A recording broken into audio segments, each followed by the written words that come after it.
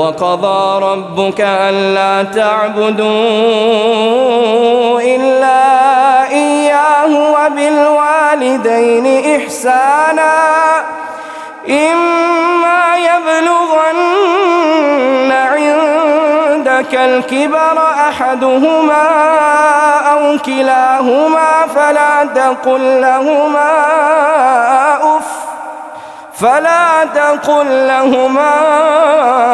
أف ولا تنهرهما وقل لهما قولا كريما واخفض لهما جناح الذل من الرحمة وقل رب ارحمهما كما ربياني صغيرا ربكم أعلم بما في نفوسكم